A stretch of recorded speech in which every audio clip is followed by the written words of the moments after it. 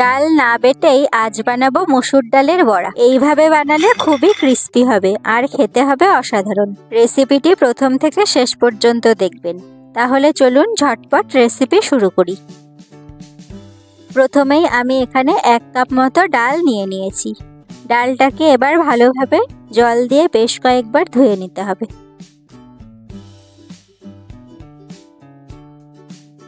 সাদা জল বের হওয়া না পর্যন্ত একটু 3 থেকে 4 বার ভালোভাবে ধুয়ে নিতে হবে। আমি ধুয়ে নিয়েছি। এবার এখানে আর 1 কাপ মতন জল দিয়ে আমি আধ ঘন্টার জন্য একটু ভিজিয়ে রাখছি। আধ ঘন্টা পরে দেখতেই পাচ্ছেন ডালগুলো বেশ ফুলে উঠেছে। এবার আমি ডাল থেকে জলটা ঝরিয়ে নেব। তার জন্য এখানে একটা ছাঁকনি নিয়ে নিয়েছি।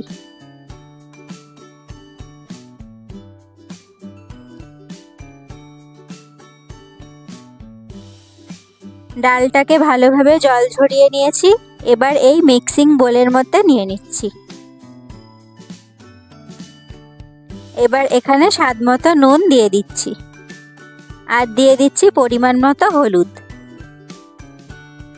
দিয়ে দিচ্ছি হাফ টিস্পুন জিরে গুঁড়ো আর দেব হাফ টিস্পুন গোলমরিচ গুঁড়ো।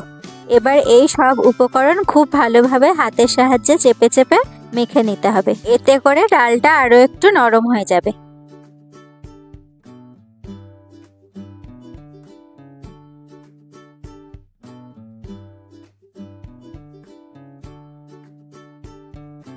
দুই থেকে 3 মিনিট মতো আমি ডালটাকে ভালোভাবে মেখে নিয়েছি। এবার এখানে দিয়ে দিচ্ছি একটা মিডিয়াম সাইজের পেঁয়াজ কুচি আর দিচ্ছি স্বাদ মতন কাঁচা লঙ্কা কুচি।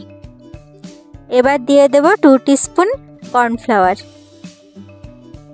আর দিয়ে দিচ্ছি 1 টিস্পুন ময়দা। এই ময়দা আর কর্নফ্লাওয়ারটা একটু বাইন্ডিংয়ের কাজ করবে। আমি এবার এই সব উপকরণ খুব ভালোভাবে মিশিয়ে নিচ্ছি।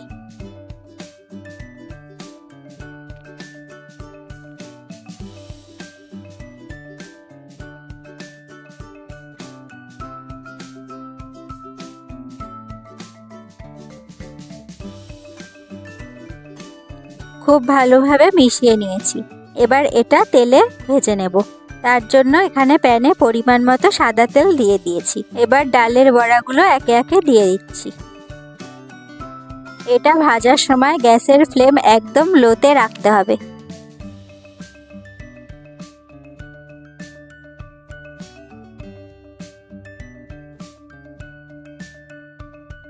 আমার এখানে একটা ব্যাচ ভাজার জন্য 4 থেকে 5 মিনিট মতো সময় লেগেছে।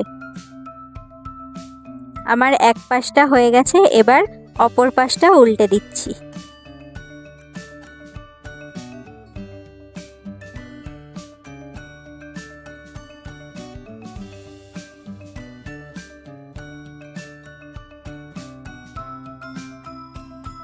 আমার এখানে ডালের বড়াগুলো প্রায় হয়ে গেছে।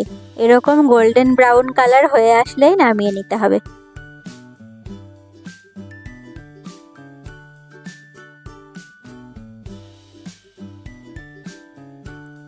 এই একই রকম ভাবে আমি সবগুলোই ভেজে নিয়েছি।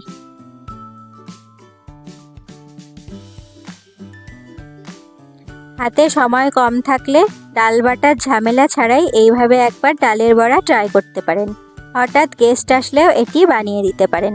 এটি খেতে কিন্তু অসাধারণ হয়।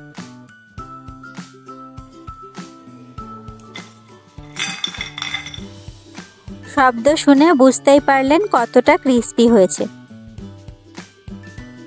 আমার রেসিপি কেমন লাগলো জানাবেন। আজ তাহলে এখানেই শেষ করছি। দেখা হবে পরবর্তী ভিডিওতে।